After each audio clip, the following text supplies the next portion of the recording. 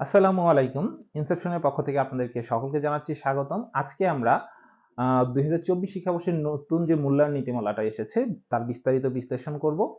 আমাদের এই বিশ্লেষণে যদি আমরা দেখি, এই বিশ্লেষণটাতে আমরা রিসেন্ট কিছুদিন আগে একটা নোটিশ এসেছে। সেই নোটিশের মধ্যে বার্ষিক পরীক্ষা কিভাবে হবে, সে পরীক্ষার মূল্যায়ন কেমন করে হবে, কিভাবে পরীক্ষাটার নতুন প্রশ্ন কাঠামো কেমন হবে, তারপরে উত্তীর্ণ হতে গেলে কি, কি করতে হবে, কি, কি নিয়ম-কানুন রয়েছে, সেই নিয়ম-কানুনগুলো এখানে দেওয়া আছে এবং আমরা সেটাকে এনালাইসিস করব। তাহলে চলুন স্টেপ বাই স্টেপ আমাদের এই এনালাইসিসটা দেখে আসি। এই যে নোটিশটা আছে, এই নোটিশটা আমাদের ১/৯/২০২৪ এ শিক্ষা মন্ত্রণালয়ের নির্দেশনা অনুযায়ী মূলত একটা নোটিশ আসে। সেই নোটিশটা হচ্ছে যে এবারে বার্ষিক পরীক্ষা যে গতানুগতিক এর আগে যে আমাদের নতুন কারিকুলামের সাথে ছিল, সেই নতুন কারিকুলামে হবে না। নতুনভাবে ষষ্ঠ, সপ্তম, অষ্টম, নবমের জন্য একটি নতুন মূল্যায়ন পদ্ধতি এবং সেই মূল্যায়ন পদ্ধতিতে বার্ষিক পরীক্ষাটা হবে সেটা নিয়ে আলোচনা। আমরা এই নির্দেশনা থেকে যে জিনিসগুলো পাই, ১ম এ মূল্যায়ন পদ্ধতির পরিবর্তন, এটার একটা নিশ্চয়তার পাই। প্লাস মূল্যায়ন পদ্ধতির ধারণা সম্বন্ধে কিভাবে হবে মূল্যায়নটা সেটার সম্বন্ধে ধারণা পাই। শিক্ষণকালীন মূল্যায়ন কিভাবে পরিচালিত হবে সেটার সম্বন্ধে ধারণা পাই। বার্ষিক পরীক্ষা সম্পর্কে নির্দেশনা এখানে আছে এবং ফলাফল প্রস্তুতি ও গ্রেডিং পদ্ধতিটা কেমন হবে সেটা নিয়ে আমরা দেখতে পারতেছি এই নোটিশের ভিতরে এবং পরবর্তী ক্লাসে উত্তীর্ণ হতে কি করতে হবে। মূলত এই ৬টা বা ৫টা প্রধান ফিচার আমরা পাচ্ছি এই নোটিশের মধ্যে থেকে এবং এখান থেকে যে বিষয়গুলো আমরা পাচ্ছি সেগুলো আমরা পয়েন্ট টু পয়েন্ট আলোচনা করি। চলেন। মূল্যায়ন পদ্ধতির পরিবর্তন।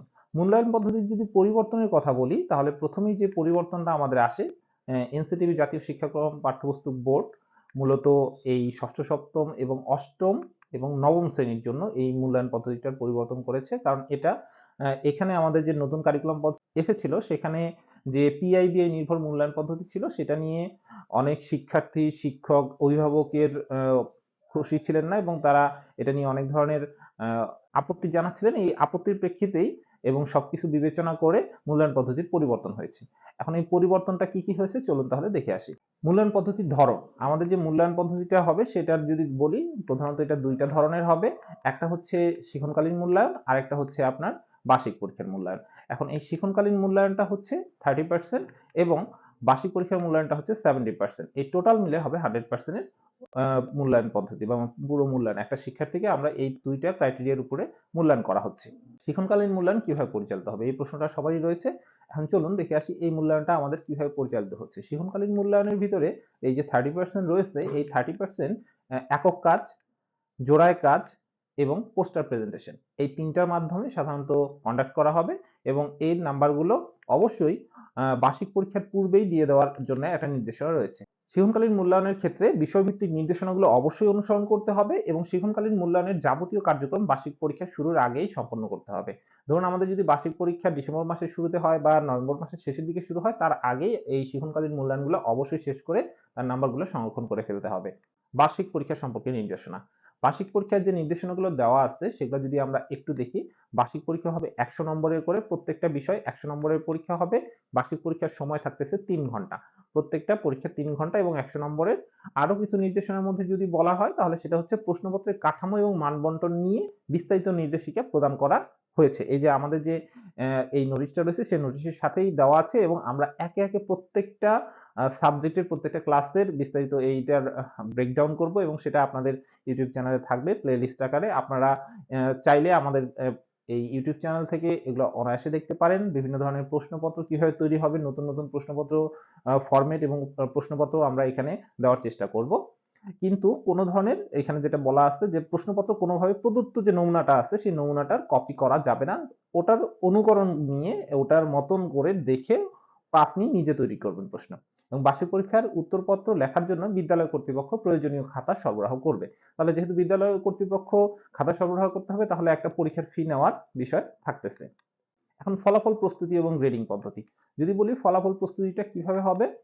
বার্ষিক পরীক্ষার ১০০ নম্বরের মধ্যে ওটা কনভার্ট করে নিতে হবে ৭০ নম্বরে। আপনি ধরেন ১০০ র মধ্যে ১০০ পেয়েছেন তাহলে ওটা ৭০ হবে। এভাবে কনভার্সন করে এবং তার সাথে শিক্ষণকালীন মূল্যায়নের ৩০ এই নিয়ে আপনার টোটাল নাম্বারটা তৈরি করা হবে।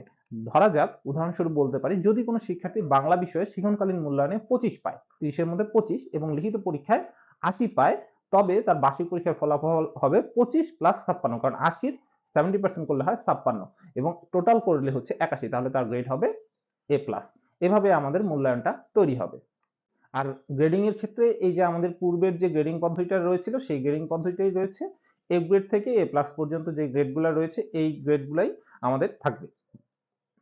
এখন পরবর্তী ক্লাসে উত্তীর্ণ হতে কি করতে হবে? পরবর্তী ক্লাসে যদি আপনি উত্তীর্ণ হতে চান তাহলে আপনাকে যে বিষয়গুলোকে মাথায় রাখতে হবে সেগুলো হচ্ছে যে আপনি কোনোভাবেই তো এ পেলে আপনি উত্তীর্ণ হবেন না।